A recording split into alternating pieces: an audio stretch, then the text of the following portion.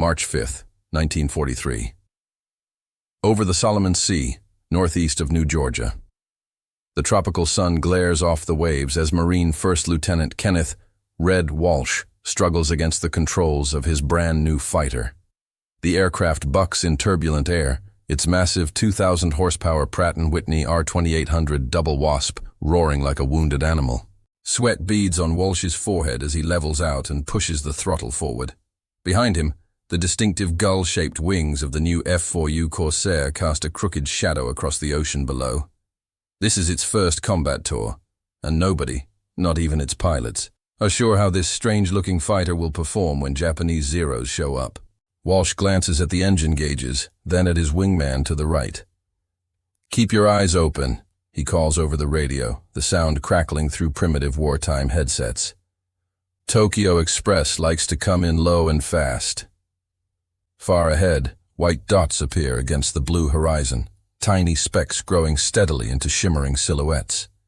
The Japanese are coming. Hours earlier, on the ground at Rabaul, the mood could not have been more different.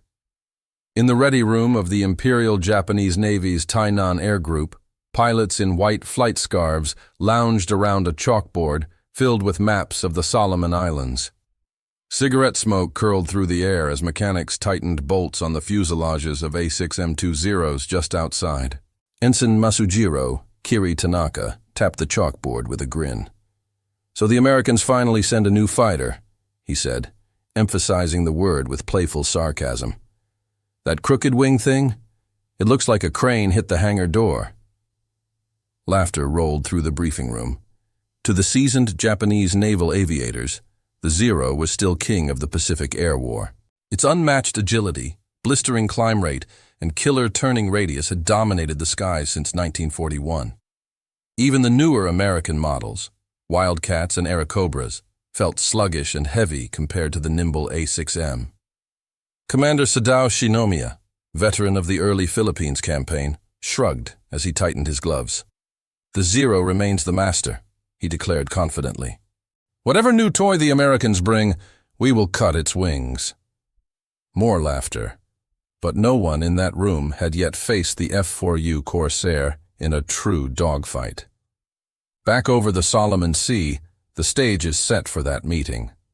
Walsh rolls his Corsair into a steep climb, the type of maneuver his instructors warned was dangerous in early test flights. The big fighter had a reputation for tricky handling, especially during landing. Some Navy squadrons even refused to operate it from carriers at first, forcing the Marine Corps to adopt it instead. But up here, away from the pitching decks of U.S. carriers, the Corsair's flaws fade. Walsh pushes into a diving turn, the airspeed indicator racing past 350 knots. "Bogies, 11 o'clock high," crackles his wingman's voice. Zeros. A loose formation of pale green fighters descends toward them, sunlight flashing off their wings. Their pilots have done this many times, diving on American formations, shredding them with 20mm cannons, then spiraling away. Tanaka leads the attack. He nudges the stick forward, lines up the unfamiliar blue fighters below, and smiles behind his oxygen mask. "Crane-wing fools," he mutters in Japanese. "Let's see them turn." He commits to the dive.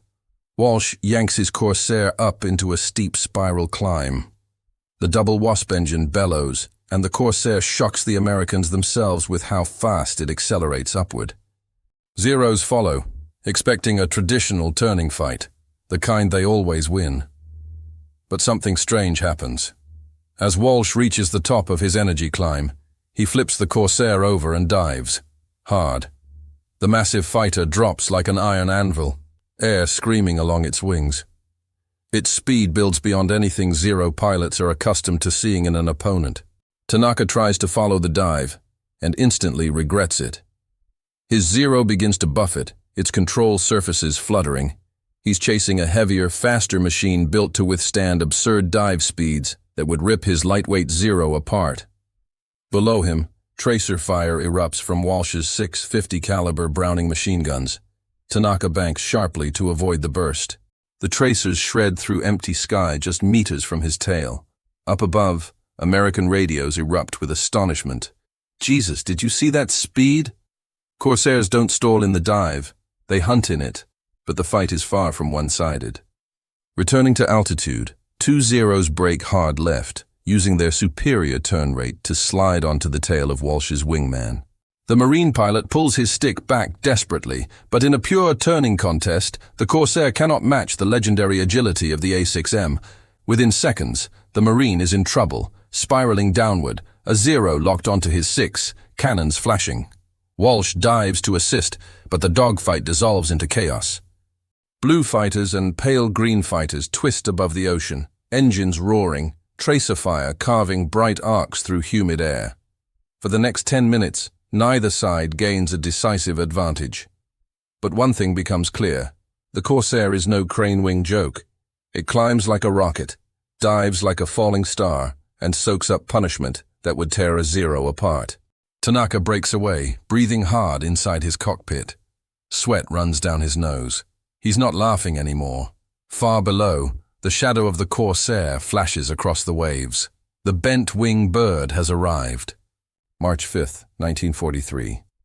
The dogfight drags southwest, toward the smoke-hazed islands of the Solomons. Walsh's Corsair shudders as he yanks it into another steep dive, but the bent wings hold firm. He spots the Zero stalking his wingman and squeezes the trigger. 6 .50 caliber Brownings thunder in unison, brass casings flicking past his canopy in a glittering stream. The tracers streak wide, but the Japanese pilot disengages, instinctively defensive after seeing the Corsair's frightening dive speed. Walsh steadies his breathing. The double Wasp's deep growl reverberates through the cockpit, and the wild ballet of Zeros and Corsairs unfolds around him. A spectacle of tight spirals, cannon bursts, climbing loops, and screaming dives. To the Japanese, something about this new American machine feels wrong. It doesn't fight like a Wildcat or a P-40. It won't turn tight, it won't stall in a dive, and it refuses to break apart under stress. It is heavy, brutal, and mercilessly fast. Tanaka manages to climb above the fur bowl, looking for altitude advantage, but the Corsair's power makes gaining that perch dangerously difficult. He watches one of the blue fighters corkscrew upward, shocking in its speed, then roll inverted and hammer down again in a near-vertical plunge. What sort of engine do the Americans use for this? He mutters in disbelief. That engine, the R-2800, is one of the most powerful radial engines of the war, a beast that turns propeller blades more than 13 feet across. It pulls the Corsair through maneuvers that no Japanese pilot has ever seen from a carrier-capable fighter. And yet, the Corsair is still raw, still unfinished, still dangerous, even to its own pilots.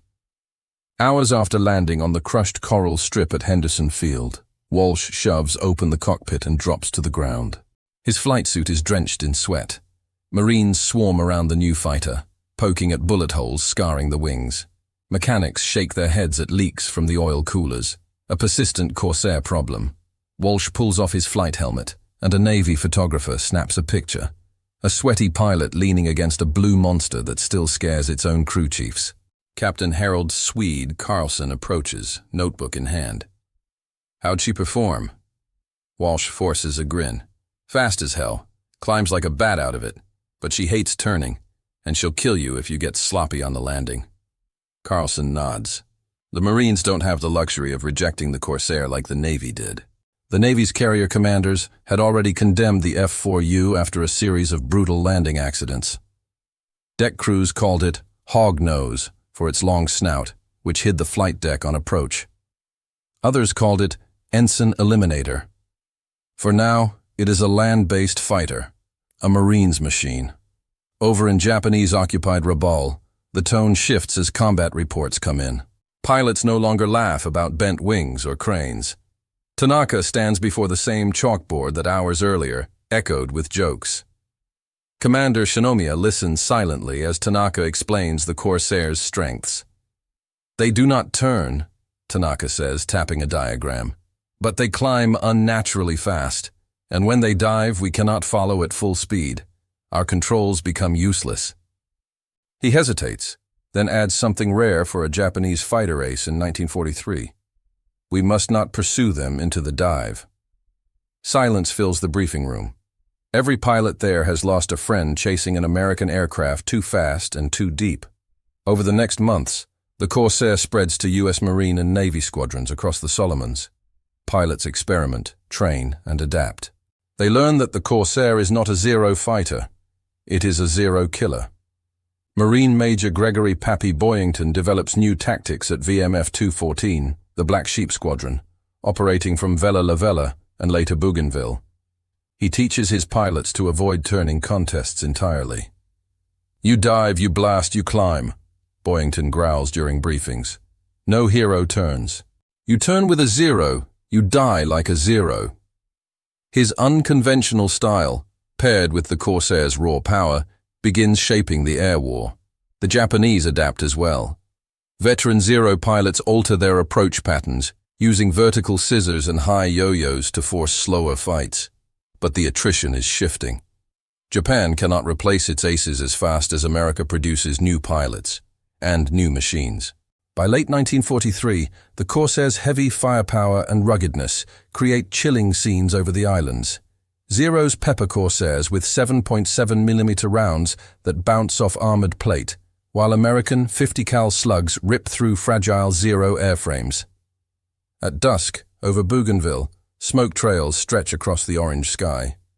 A Corsair limps toward base, riddled with holes, but alive. A Zero, trailing flames, plunges into the sea. Japan's mockery of the bent-wing fighter dies quietly beneath the waves. But the Corsair's true reckoning and its staggering kill ratios are still months away.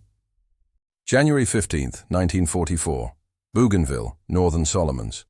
Dawn breaks over the jungle in a thin golden strip as 6 F4U Corsairs of VMF 214 thunder down a smoldering airstrip carved from the rainforest. Mud, fuel drums, and coral dust blur past the wings as the bent-wing fighters lift off one by one, climbing sharply toward the coast. Inside his cockpit, Major Gregory "Pappy" Boyington checks his watch. 0612 hours. He levels off at 10,000 feet, adjusts the prop governor, and waits for the others to form up behind him. His Corsair's wings are smeared with oil and smoke stains. It doesn't matter. The machine is built to fight, not to impress. The Black Sheep are flying a pre-dawn intercept. Japanese Betty bombers have been probing Allied bases for weeks, escorted by veteran Zero pilots who used to dominate the skies. Not anymore. As Boyington peers ahead, a Marine radio man at Torquemada Field crackles over the channel. "Bandits inbound, Angels 8 bearing 180. Estimate 12 bogies, mixed formation." Boyington presses his mic. "Black Sheep copies. We'll greet them." He pushes the throttle forward, the double Wasp howling with animal fury. One by one, 6 Corsairs roll onto an intercept heading. Far to the north, the Japanese formation glides through morning haze. 2 Mitsubishi G4M Betty bombers sit in the center, with A6M Zeros above and behind for escort. In the bomber's nose, a navigator spots distant shapes emerging from the climb. "America, Jin, new blue ones," he mutters. The Zero pilots tighten formation. They know the blue fighters now, and they no longer mock them. The Corsair's arrival has forced the Japanese to adjust tactics, attitude, and expectations. Ensign Masujiro Tanaka is there again, assigned to provide top cover for the Betty bombers. He checks his altimeter, 11,000 feet, then scans the sun line. The Americans love to dive from the sun, letting glare blind their prey. He spots them seconds later, 6 dark specks above, angled downward, wings folded like gulls in a dive. But this time, Tanaka doesn't panic. He taps his wingman's shoulder and signals a climbing turn. He remembers his briefing. Drag them into a turn. Do not follow their dives. As the Corsairs close, Boyington flips his safety off. Take the bombers first. Escorts will bite, but they can't kill a hog from a burst. He dives. 50 cal slugs tear into the lead Betty's fuselage. Flames burst from the starboard engine. Boyington pulls up violently as the bomber noses down trailing smoke, a deadly spiral toward the sea. The Zero escorts pounce. Tanaka dives behind Boyington, cannon fire ripping past the Corsair's prop arc. The Marine snaps into a climbing right turn. The exact move a Zero expects will bleed speed. But Boyington doesn't turn for long. He cuts throttle, kicks rudder, then drops the nose into a near-vertical plunge. The Corsair howls downward, engine screaming, frame trembling under the force. Tanaka tries to follow, and instantly feels the Zero's controls stiffen. He cannot match the dive, not at that speed, not in that machine.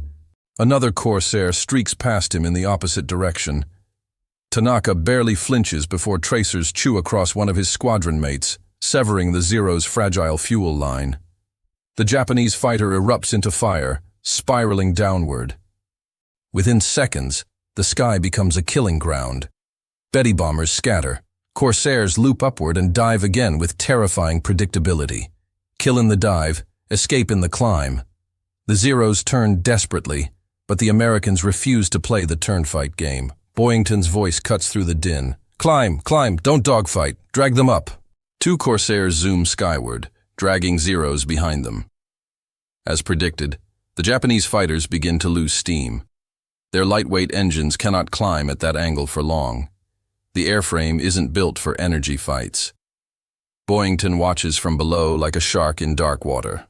The moment the Zeros lose speed at the top of their climb, the Corsairs roll over and dive down in perfect synchronicity. 6 50 calls from 2 aircraft rip through the slowing Zeros. One explodes instantly, the other limps, trailing black smoke. Tanaka watches the once feared escort formation dissolve. The Betty bombers are no longer escorted, they are hunted. A final burst of fire from Boyington sends the remaining bomber plunging into the ocean. Smoke trails stain the horizon. The ambush is complete in less than 7 minutes. Back at Bougainville, Marines cluster around as the black sheep land. Ground crews count bullet holes, tally the ammo, and separate the wounded from the dead. Japanese records will later confirm the devastation. The Allies destroyed several bombers. The Zero escort suffered heavy losses. And most importantly, the Japanese air arm lost another handful of irreplaceable pilots. Japanese air strategists begin to realize a new truth. They no longer control altitude. They no longer control energy. And soon, they will no longer control the sky. As the Solomons campaign grinds on, kill ratios begin to tilt alarmingly. The Corsair isn't just surviving. It's dominating. Its pilots are learning every trick, every weakness, every advantage. And for the Japanese, a catastrophe is quietly unfolding. They cannot replace their best men. Meanwhile, America keeps sending newer pilots, newer machines, and newer tactics. The Corsair becomes the tool, but the industrial machine behind it is the true weapon. The Pacific skies are changing. And by late 1944, the numbers will tell a story no one in the Tainan Air Group could have imagined. June 19, 1944, Philippine Sea, east of the Marianas. The sky above Task Force 58 is a trembling sheet of midday heat, rumbling with the constant drone of carrier engines. Lines of blue-clad deck crews swarm across the flight decks of USS Bunker Hill, Wasp and Hornet, securing ordnance, loading belts of .50 caliber rounds, and wiping sweat from their eyes as fresh waves of F4U Corsairs and F6F Hellcats prepare to launch. The Japan-bound carrier strike that morning has been brutal and chaotic, but now the Japanese counterblow is coming. Radar controllers aboard the Iowa-class battleships track an incoming assault, hundreds of Imperial aircraft flying from distant carriers under Admiral Jisaburo Ozawa, racing eastward to break American momentum. On the Bunker Hill's flight deck, Lieutenant Roland Astix. Hayes climbs into his Corsair AS cockpit and pulls the harness tight across his shoulders. Crewmen slap the cowling, spin the prop, and clear the deck. The R-2800 ignites with a bellowing cough, followed by a deep, rolling roar. Hayes watches his temperature gauges spike, settle, and stabilize. A deck officer signals with frantic windmill arms, launch. Hayes shoves the throttle forward. The Corsair jerks and accelerates, tail lifting, wings vibrating. The Pacific blurs beneath him as the bent-wing fighter leaps from the deck and climbs sharply toward the radar S intercept vector. At 15,000 feet, the hunting begins. Far to the west, Japanese pilots sit in the cockpits of A6M Zeros, eyes narrowed against the glare.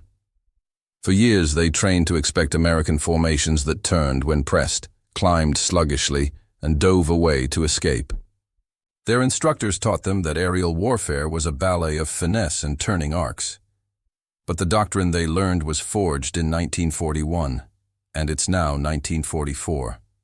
And the planes they face today are not wildcats over the Coral Sea. They are Hellcats and Corsairs, brutal machines built not for elegance, but for killing. Ensign Tanaka, now a hardened veteran of Rabaul and Bougainville, flies at the edge of the formation. He glances at the ocean below, and then the skies above, searching for silhouettes against the sun. He finds them, dozens of them, streaking toward the formation at terrifying closure speed. "Americans high!" he shouts into the intercom. The Zeros break, climbing to meet the threat, but the Americans do not respond in kind. They do not turn into a fur ball. They stay high, conserve energy, and slash downward in diving attacks that tear through the Japanese formation like scythes. Lieutenant Hayes picks a target, a lone Zero slipping down toward a group of Hellcats, and commits. He rolls into a high-velocity dive, finger pressed against the trigger stud. 6 Brownings roar, spitting bright lines that trace across the Zero's fuselage. Fabric and aluminum peel away like burning paper. The Japanese fighter explodes into a cloud of oil and flame. Hayes pulls up, using the Corsair S raw horsepower to claw altitude back before the Zero AS wingmen can respond. Below, dozens of dogfights erupt in jagged spirals across a sky that stretches for hundreds of miles. For the first time in the Pacific War, the Americans hold every advantage at once: altitude, speed, climb rate, durability, firepower. And the Japanese know it. "Do not chase the blue ones into the dive," Tanaka's squadron leader shouts over the radio in clipped, frantic bursts. But it's too late. Zeros, flushed with adrenaline and outnumbered, plunge after the Corsairs and Hellcats. At 350 knots, their light frames shudder. Control surfaces lock. Their pilots feel their aircraft become coffins, unable to maneuver, unable to pull up, unable to survive. Tanaka watches 3 of his comrades dive after the Americans, unable to resist the old instinct to pursue. He tries to warn them, but his voice is swallowed by static. Seconds later, spiraling trails of smoke mark the sea. By nightfall, American combat air patrols have shot down wave after wave of Japanese aircraft. The day will be remembered as part of the Great Marianas Turkey Shoot, a grim nickname for a lopsided massacre in which hundreds of veteran Japanese pilots never return. And among the most feared silhouettes cutting through the sky that day are the gull-shaped wings of the F4U Corsair. The reckoning has begun. For Tanaka and his surviving countrymen, the realization grows heavier with each engagement. The Zero is no longer a match for the new American fighters. Worse still, Japan no longer has the trained aviators to exploit the few advantages they still retain. Every week, new American pilots arrive. Some are barely 20. They fly machines that make them giants. They train on real carriers, with real doctrine, backed by an industrial machine beyond Japan's comprehension. And by late 1944, the statistics reflect what veterans like Tanaka already know in their bones. The Corsair S kill ratio has surged toward numbers that once seemed impossible, 11-1 in some theaters. 11 Japanese aircraft falling for every Corsair lost. Stories circulate among Imperial pilots of Corsairs limping home with cylinders blown, wings shredded, and oil leaking like tar. Machines that should have died in the sky but didn't. Machines that refused to surrender air or altitude or battle. The Zero, once the terror of the Pacific, is now the hunted. And the Corsair, that strange, crooked wing machine they once mocked, is now the executioner. On the decks of American carriers and airstrips carved from steaming jungle, pilots celebrate not with cheers, but with fatigue, because they know this is not the end. The real test is still coming. A battle that will bring both machines, both nations, and both doctrines to the edge of annihilation. A place called Okinawa. April 1st, 1945. Okinawa, Ryukyu Islands. Dawn rises beneath low clouds as the largest amphibious assault of the Pacific War unfolds across Okinawa's beaches. Navy transports disgorge tanks, Marines, Army infantry, and Seabees in a massive surge toward the Japanese-held interior. Offshore, an armada of warships fills the horizon, destroyers, battleships, carriers, and support vessels stretching as far as one can see. Above them, orbiting like restless hawks, fly dozens of Corsairs from U.S. Navy and Marine squadrons. Their once new bent wings are now stained with exhaust residue, gun oil, and salt spray from relentless sorties. Each airplane carries more than just ammunition. Every pilot knows the stakes. Okinawa is not just another stepping stone. It is the last barrier before Japan's home islands. In the cockpit of one F4U 1D, Marine Captain Joe "Trigger" Bernier grips the stick as he scans the water below. His squadron has been assigned to fly combat air patrol over radar picket station number 10, one of the lonely destroyers and destroyer escorts stationed far ahead of the main fleet to detect incoming Japanese air raids. It is the most dangerous duty in the Pacific. The destroyers call themselves sitting ducks with radar. Shortly after 0930 hours, the radar operators aboard USS Laffey, a destroyer at Picket Station 1, detect multiple blips rising from Kyushu. Warning flashes through the airwaves.